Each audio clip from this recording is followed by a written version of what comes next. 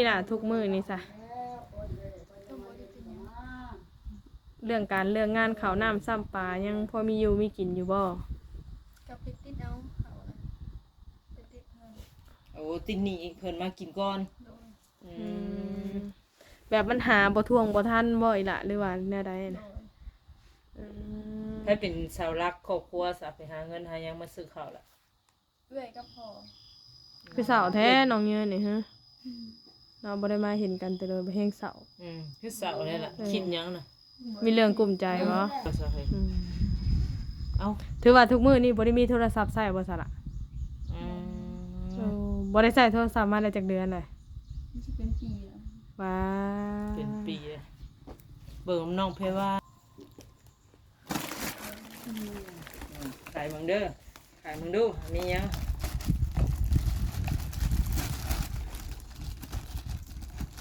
คือขนมมาจากต่างประเทศขนม ว้า เงี้ยเคยกินอยู่ว่าเงี้ยเออ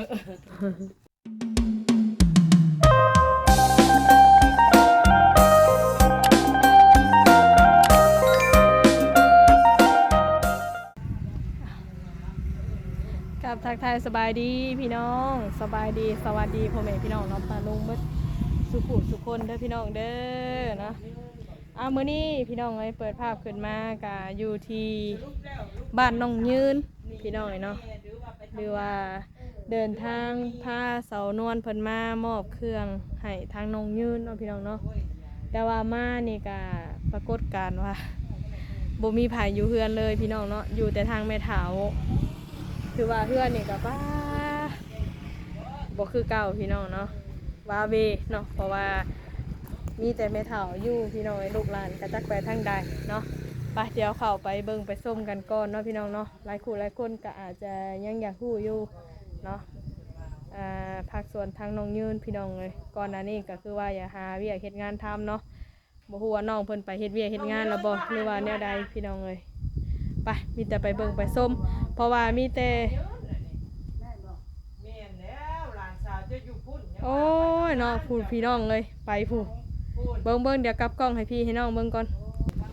สาวนอนทำคลิปแล้วว่าลูกหลานไปปะว่าซั่นว้าพูดเอามาเบิ่งคิดว่าเราอยู่ผู้เดียวเนาะเราว่าเราอยู่ผู้เดียวลูกหลานไปปะเราว่าซั่นสบายดีเด้อทางนี้เด้อ สบายดี ผมก็ตกใจไว้เลยเนาะพี่น้องผมมาเบิ่งเฮือนซ่านบ้านซองคือ โอ้ยเรื่อยมาแบบบ่มาหาว่ะนี่คิดบ้านคือเขาว่าไม่เฒ่าสิเราว่าหนีไปแล้วล่ะว่ะอืมเอาเงินตัวจริง นั่งก่อนนั่งก่อน นั่งก่อนอีกละโอ้ยเนาะบ่เห็นบ่ไทเอ่ยมานะบ่เห็นโหทางนอกนะครับปิดสาวเต็มตูแล้วเนาะมานั่งน้ำกันนี่ล่ะ น้องยังก็ลืมแต่ว่าคนนี้เพวาเนาะ ว่าสองสาว บ่ได้ไปเห็นงานเหตุการณ์อย่างบ่ล่ะ บ่ได้ไป เออ เผาเพื่อนแม่เท่าบ้าน เผาเพื่อนอย่าเพื่อนหาย นั่งเฮิงดูไม่เฮิงนั่นแหละอันนี้นะ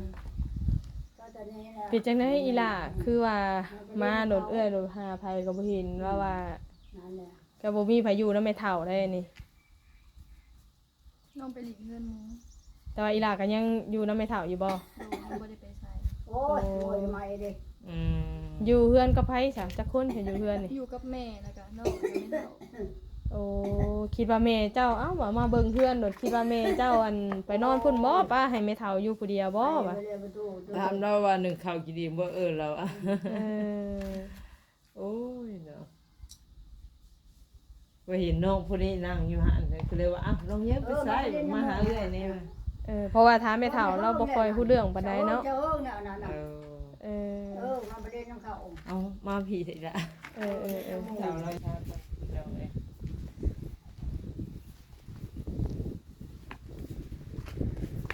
จะได้หลังจากที่ว่าสิไปเฮ็ดงานที่การก็บ่ได้ไปเลยแม่นบ่อยากไปเยอะว่า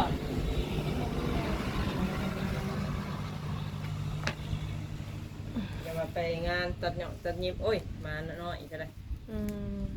มาเจ้าบ่ล่ะ ลูกแม่เมื่อเดี๋ยวนี้นะ แม่ไปใช้สามีเจ้าน้องยืน อีแม่ไปหากิน หายังไปหาเฮ็ดบ่ หาน้ำหมอกน้ำไม้ เออ เอาหน่อไม้ขายบ่หรือว่ากิน หากิน โอ้ เลี้ยงบุญมีอยู่ได้เนาะยังพอน้องยืนอยู่ ป้าด เออ จึงให้อีหละกลัวมีคนอยู่เฮือนคือป้าไว้เฮือนโซมแท้นี่หึเปิดมาเลยคิดว่ามีแต่แม่เฒ่าเพิ่นอยู่พี่น้องเนาะเฮือนซานบ้านซอง แล้วว่าให้หาแล้วว่าคือได้แล้วว่าเนาะให้หาน้องยืนกับแม่เจ้าอ่ะภาษาเราเดี๋ยวเราดุงกับเลยไม่เท่า แม่ ว่ากลับไปกลับมาตึกเป็นอะไรอยู่เพื่อนอยู่ชานมวนอยู่บ่ ม่วน มวนผู้ไอ้เจ้าเดสละ งานอยู่บ้านผัว เอ้าเอาผัวได้ โดยป้า โอ้ช่วงอันน้องยืนบ่หอมบ่ผู้นั้นบ่เป็นบ่น้องยืน โดน เอาผัวแล้วกูเลยเนาะเจ้าชุมเจ้าอย่าพาเอาเด้อติดไปก่อนซุมื้อนี่มันคือว่าได้เอาไปก็ส่วนหลายบ่อยากเป็นครอบเป็นครัว อายุยังน้อยอยู่ น้อยเด้เฮายัง ความ บ่ รับ เข้า ผิด ใจ ช กั อน บก็มันก็บ่ยังบ่ปานใดแหละ หมักเฮ็ดเต็มหูหมูอ่ะ หูหมาโอ้ยจะคิดเสียเจ้าได้สับหมูใกล้บานเต็มใบหูอีหล่ะเอ้ยคิดว่าเป็นเจ้า เสียเป็นจังไดอีหล่ะทุกมื้อนี่ซะ ต้องบ่ได้เป็นหยัง เรื่องงานข้าวน้ำซ้ำปลายังพอมีอยู่มีกินอยู่บ่ กับไปติดเอาเขานะไปติดเงิน โอ้ตินนี่อีกเพิ่นมากินก่อน โดน แบบมันหาบ่ท่วงบ่ทันบ่อีหล่ะหรือว่าแนวใด โด น่ะ น ให้เป็นเสาหลักครอบครัวสะไปหาเงินหาหยังมาซื้อข้าวล่ะ เอื้อยก็พอ เอ้ยจะยังอยู่นำเจ้าบ่ เอื้อยไปเฮ็ดเวียกแล้ว โอ้อยู่เวียงบ่ สวรรค์ ผู้เป็นแม่ห้างบ่ โดย ผู้หลานได้อยู่ไสสาราน ร้านก็อยู่น้ำพอ อืม พอเจ้านี่คืออยู่สวนยางบ่ พอเฮาเฮ็ดเวียกในโรงงานในตะปู เราไปเฮ็ดอยู่ทางสวรรค์พุ่น โดย เฮ็ดยากเด้เนาะข้าวคู่มื้อนี่ก็แพงเด้สอบหนึงก็1,000ปลายพุ่นจ้ะ แม่นตอนนี้ยังประมาณจักโลสละเขา ยังมีกระถางอีกอย่าง คันมันเบิดก็ต้องนำไปติดเอาอีกบ่หรือว่าแนวใด โดย เพิ่นให้ติดอยู่บ่ล่ะ เฮ็ดติด อืม อะไรมาแล้วก็ไปจ่ายเพิ่น โดย อยู่ห้านค้านี่บ่ แกล้งกับเบา โอ้ ท่านอยู่บ่สละแบบว่าเงินเอื้อยกับเงินพอแต่ละเดือนนี่ มันกับบ่ค่อยหัน บ่ค่อยทัน โดย ติดเพิ่นเดี๋ยวนี้เป็นหนี้เพิ่นเท่าใดล่ะจักสอบล่ะ แม่เอามาแม่นี่ขอลงไปเอามาเทื่อเพิ่น มีแต่เวลาข่าวเบิดแล้วพ่อกับแม่ไปเอาเนาะ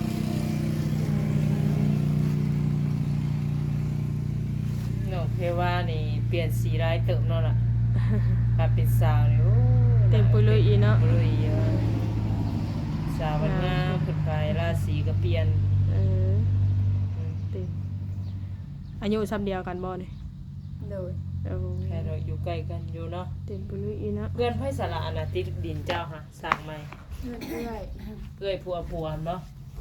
เอื้อยออดอยู่ไทย โอ้ลูกแล้วก็หลายคนอยู่ได้นี่เนาะ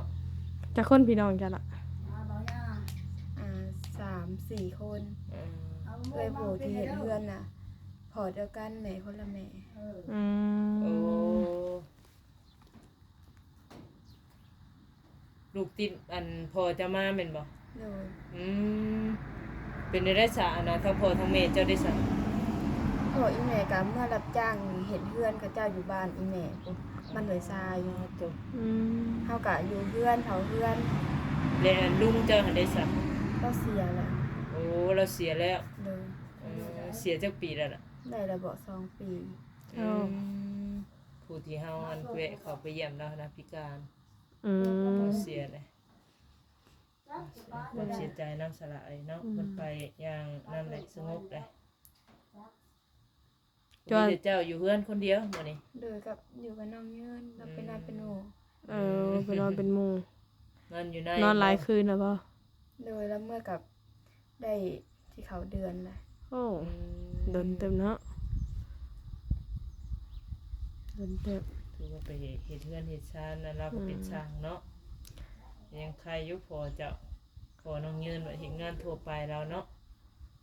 น้องยืนก็หางานอีกล่ะเพิ่มเพื่อช่วยแก้ไขครอบครัว แบ่งเบาภาระนำเนาะ เฮ็ดงานก็แบบงานนั่นนั่นแหละงานขายเครื่องบ่อยู่อีหยังเป็นแม่บ้านในส่วนใดเลี้ยงน้องหลายงานอยู่คือว่าอันนี้แต่เฮาสิอยู่ได้บ่เท่านั้นแหละเฮ็ดได้บ่เฮ็ดได้อยู่ดอกว่าน้องยืนฮะ งานไหนเจ้าอันมักที่สุดอยากเฮ็ด ขออาหารอาหาร โอ้อาหารเป็นอะไรล่ะ เป็นเด็กเสิร์ฟเลี้ยง เข้าไปแล้วมันม่วนบ่ละหน้าละตาบ่ แบบมันถนัดนะ อืม แบบเคยไปเฮ็ดเวียนี่นะเพราะแบบรู้จักเนาะจะไปทรงนี้คือสาวแท้น้องเยืนนี่ฮะเราบ่ได้มาเห็นกันแต่เลยไปเฮงเสา คือเสาเลยล่ะคิดหยังน่ะ มีเรื่องกลุ่มใจบ่คือคนมีแนวกลุ่มใจแท้อีหล่ะ เว้าแล้วแท้บอกอีกเลยได้สิฮู้เนาะ เขาเว้าบ่ฮู้ได้ บอกหมู่ก็ได้ดมกับหมู่ก็ได้ เรามีอยู่บ่เคยลมกับเจ้าอยู่บ่ฮะ ถ้าเกิดไปจักน้ำดาว เรามีอันในเจาะในใจแล้วนะเคยไปเล่าให้เจ้าฟังอยู่บ่ว่าเวกเป็นนั่งน้องเพิ่นคุยธุระนั่งแม่โทรมา ยิง ว่า แม่ ซั่ โทร น มา แล้วก็เป็นห่วงแน่ลูกสาวอยู่เพื่อนคนเดียวเนาะ โทรเช็คเช้าเช็คแรงแน่นอนเนาะ โทรมาว่าไปหางัวเด้อยันทำบุไปหางัว เอาหัวเหี้ยบ่ ล่าแบบกลางขำกลางอันล่าขำมาเขากลับไปหางัวมาหมัด แต่ว่างัวเฮาปล่อยแล้วตอนแรกก็ไปไล่งัวเขาเคาะนะย่านเจ้าปล่อยปลาละเลยบ่ มาเดี๋ยวเห็นแต่เคาะพอเองแน่นอน อยู่จักตัวงัวจ้ะ งัวเรือ3 ตัว1แม่ตัว1กับลูกมัน เพิ่นยังบ่ทันได้ให้ผูบ่สนะอยู่พี่ ยัง เอ ตัวหน่ อ อยเขาตกกากะเลี้ยงแล้ว บ้านเอื้อยสั่งผูกได้บ้านเอื้อยก็เจ้าได้กะบ่ได้เป็นคืบเลยบางคนก็กะยาวเลย บางคนก็ยังปล่อยอยู่บางคนก็ผูกมัดแล้วตาม โอ้ยบ่ได้เลย ยายไอ เอาจะนำบ่ เป็นได้เงินเลี้ยงผู้เฒ่ายากบ่ฮะบ่ยากแบบนี้แหละล่ะผู้เฒ่าเพิ่นดุงๆดื้อๆเพิ่นก็เว้ากลับไปกลับมาถ้าเฮาซื่อซาแล้วก็คือว่าอันนี้ภาษาเราเอ้ยเชื่อแล้วเราบอกประมาณน่ะบ่แม่นว่าบ่เชื่อเนาะสามุ คือได้ล่ะว่าจริงจังขนาดไหน ตอนอันลูกเอ้ยห้องห้องบ่จื้อได้เหมือนกัน บ่จือว่ะ โดย สงสัยเฒ่าหลายเติบ ที่แรกหันสาวนวลเห็นอันมานี่ค่ะก็เลยเอิ้นน้องเพิ่นมา แม่นน้อง นั่น แค่ รู้ ว่า มา แน่ ถาม ตัว เพิ่น อง รู้ ว่ะ ว่าน้องเงินนี่ไปไสถ้าพังไม่เฒ่าแล้วว่าเราไป เกี่ยวเขาวหน้าศอกหน้าแซ่เนาะเก็บหมอกม่วงเราเอาไปพอหะ บ่แม่นถ้าว่าไปแล้วเงินก็ไปกับแม่แล้ว หลายมื้อแล้วล่ะว่ะ วันนี้แหละแล้วอันให้ตามหาล่ะว่ะไปแนวใดก็บ่เห็นเท่าเขาโทรมาบอกว่าแจ้งว่าผูกไปเกี่ยวข้าวหน้าแซงล่ะว่ะถ้าเอาข้าวเอาน้ำมากินก่อนล่ะว่ะแล้วว่าไปพุ่นบัดนี้ว่าผมหันว่าสิไปทางหิมน้ำคลองมาเฮ็ดงานอยู่น้ำคลองสวรรค์ล่ะว่ะไอ้ฮู้แล้วล่ะว่ะโอ้ยตัวเองมาเราเว้าไปภาษาลาวนี่ว่าเลยอันฮ้องทางน้องเพิ่นมาเอาฮู้บ่เอ้ยมามื้อนี้มีหยังมาให้มื้อนี้บ่ฮู้พอเฮาก็บ่ได้ติดต่อพัวพันกันเนาะเป็นได้โทรศัพท์เจ้าได้ซะ ยังบ่ได้ หึ ยังบ่มี เอ้ารุ่นสาวไล่มาให้เจ้าได้ซะบ่ได้มีไผมาให้ใช่บ่ เพิ่นถามซื่อ ถามชื่อบ่สวงน่ะเขาเลยว่าสาวไล่มาให้เด้ ๆถามซื่อๆแล้วเงียบเลยน่าจะเงียบเลยเพราะบ่เห็นสาลายว่าใดๆ สนบ่ซะเฮ้ยเอ้า ถือว่าทุกมื้อนี่บ่ได้มีโทรศัพท์ใช้บ่ซะล่ะ บ่ได้ใช้โทรศัพท์มาได้จักเดือนเลย มันสิเป็นปีแล้ว ว้า เป็นปีเลยเบิ่งน้องเพว่าแน่เนาะ อืม วันนี้ข่อยก็ลืมแล้วข่อยคิดว่าข่อยเอาพาสาวไรมามอบโทรศัพท์บ่แม่นเนาะ บ่ ลืมขนาดข่อยก็ถามบ่ลุนน่ะมาถามบ่ ถามซื่อ เออ ๆบ่แม่นจะสังหลังว่าพาข่อยมาบ่หมอบโทร เจ้า ศัพท์ เจ้าบ่จะมาถาม บ่หมอบโทรศัพท์ให้สาวหยังก็เราอยู่เฮือนนำของอย่าว่าจะสังหลังคนนั้นบ่สาวคิดว่าเป็นน้องยืน จังว่า ตอนรุ่นเฮาซื้อไปให้ไปซะอันรุ่นจะซื้อตอนนั้น สาวหยังก็ดาวเฮือนเราอยู่นำของอะนะ เอ ไม่ห้าง อเห็นแม่นแล้ว แม่น้องน้ำเพชร เออ นั่นแหละ มาให้ผู้นั้นเนาะ เออ เห็นแม่น ถือว่าน้องยืนนี่บ่ได้ใช้โทรศัพท์มาสิเข้าปีแล้วเนาะอีหล่ะเป็นได้ไดบ่มีโทรศัพท์กับมีโทรศัพท์อีกละฮะแตกต่างกันหลายเติบเลยเนาะก็ยากลำบากแบบติดต่อพัวพันหมู่เพื่อนจังซี่แหละ ว่าแล้วแบบแต่เก่าซ้ำนี่ก็เห็นถือโทรศัพท์ฟังเพลงเนาะหลายคนมีเวลาติดต่อนั่นนี่บ่มีก็คือว่าจะว่าอยู่แล้วเงียบเหงาเวลาคันติดต่อหาน้องยืนนี่ เคยใส่นะเนาะ ต้องมาหาอยู่เฮือนเลยแม่นบ่น้องไผว่า ใช้อยู่ซะเนาะ ตะกายว่าโทรเนาะอันนี้นะพี่แต่มาหาฮอดเฮือนเด้อนี่มีหยังกับพี่น้องไว้ อันนี้ก็ต้องอยู่น้องยืนก็ได้ มีแนวกลุ้มใจนะน้องยืนเบิ่งครั้งแล้วนี่เช้าซ้ำน่ะ จะได้ได เนาะ คิดสิอย่าไปเฮ็ดเบี้ยบ่ เดี๋ยวอกใจนํเงินคำ ไป บ่มี ได้ บ่ เบี้ยฮะยังถูกขายอีกได้อีกเลยบ่นำเสนอ ย่านได้เนาะ ไปชวนเขาห้องขายตัวแล้วเนาะโอ้ยโหดเกิน เจ้าก็ถือบ่ละไปทำกันบ่อันดีโอ้ยตะลายเนาะขันอยู่บ้านเฮาได้นี่ก็คือว่าแน่ กระเจิญแต่ว่าไป ไก่เนาะ ไกลไปนั่นเนาะกันบ้านเองยังตัวกันเอง คนฮู้จักบ่ซุมเจ้าไปนำนะ รู้จักน้ำหมูอีกคนแล้วเขาเจ้าเขาเห็นเขาหลิดน้ำกันแล้วเขาก็ถามเขา ว่าไปเฮ็ดงานหยังแล้วเขาว่างานหยังใส่ซุมเจ้าถึงไปได้ ทานเผลอง านเพอ ขายเฟอร์ บัดไปมันบ่แม่นงานเพอบัด งานขายของ เออ ของดีเจ้าของอันตรายนี่กันนั่นล่ะผู้จักก็เพิ่นคักอยู่บ่โอ้แต่ว่าหมู่ที่ว่าชวนเจ้าไปนะผู้จักก็ผู้นั้น เลย อืมเว้าง่ายๆก็จะว่าฮู้จักอยู่เจ้าแล้วคนนั้นก็แบบว่าชวนกันไปหั่นนะ แต่พวกนี้บ่ฮู้อีหนุ่ยนี่หยังเกิดใหม่ใหญ่รุนยังน้อยอยู่จักปีได้ละเจ้า ปีละ14 ปี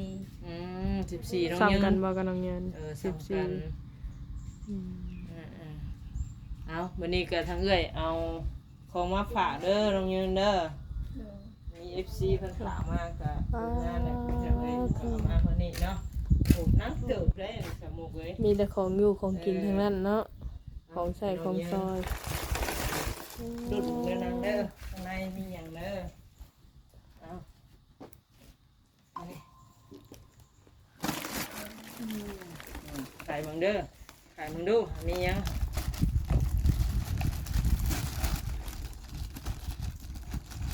ใส่เห็ดกินอยู่บ่น้องเยินกันเคยอยู่บ่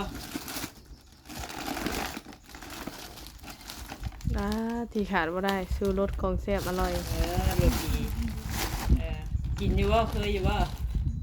ฮะ ไว้ขอก็ได้ โอ้แต่บ่ได้กินเนาะ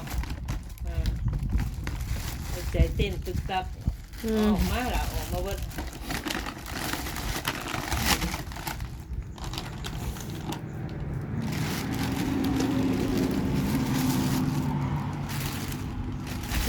พอได้บรรเทาหลายเดือนเติบอยู่ได้นี่แป้งนัวนี่คือขาดบ่ได้เลยได้แป้งนัวนี่ ดีมีหน่อยเด้อเนาะ กาแฟยาสู้กำลัง พิเศษที่สุดคือขนมมาจากต่างประเทศขนม ว้า เงี้ยเคยกินอยู่บ่เงี้ย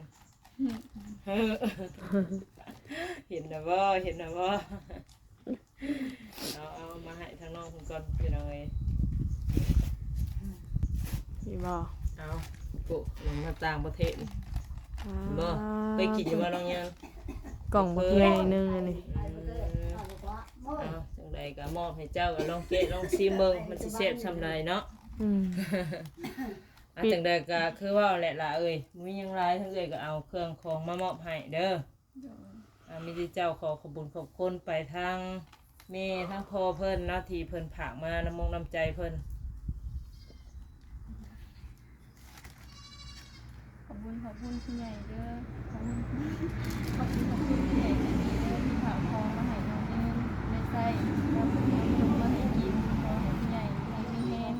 ความเจ็บบ่ให้ได้ความไข้บ่ให้มีขอให้อายุยืนยาวด้วยสาธุ โดยเป็นแรกครั้งแรกก็บ่ตื่นเต้นแท้ ลืมได้บ่เกินหน้าหลายก บ่ ว่า ค่อยได้ใส่งานเรื่อย เป็นจังได๋สละช่วงนี้มีเอื้อยอ้ายช่อง YouTube เข้ามาถ่ายทำอยู่บ่เดี๋ยวนี้ บ่มีแต่พวกไอ้สองคนเข้ามา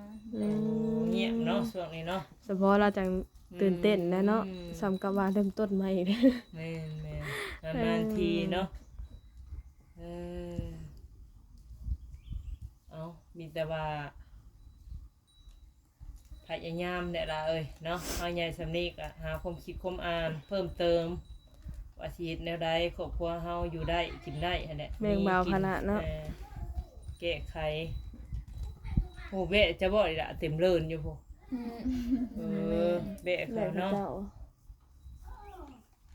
ไปทางเฮาก็ได้คือสิได้กลับป้าได้แล้วป่ะนี่เครื่องของมาให้น้องเพิ่นได้ อืม บ่เพื่อสิได้มาก็โอ้ยแม่นง่ายพี่น้องเอ้ยเพราะว่าเส้นทางน้องบ้านน้องเยินนี่ไกลพอสมควรเส้นทางก็ยังคือเก่าคือเดิมเนาะล่ะเนาะเป็นคุมเป็นบ่ ยากเนาะ โตนมาตะพึกตะพือเอ้ยก็ได้ แม่กินบ่ทัน นานๆที บ่ทันแม่กินมะม่วงก่อนเด็กก็ทำมันโอ้มาเล่น ไปเอาจังใดก็ถือว่าคลิปนี้กับมาเป็นสะพานบุญให้ทางผู้รักผู้ใหญ่เพิ่นเนาะฝากเครื่องมาให้ทางสาวนวลพี่น้องเลย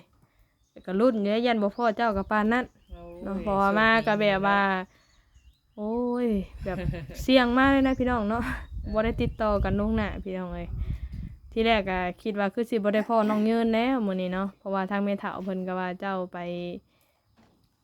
เก็บกู้เขาอีหยังหน้าทรงหน้าแซงอีหยังพวกจักเราเว้าไปตามภาษาลาวเนาะก็คิดว่าเราอยู่ผู้เดียวซะเนาะ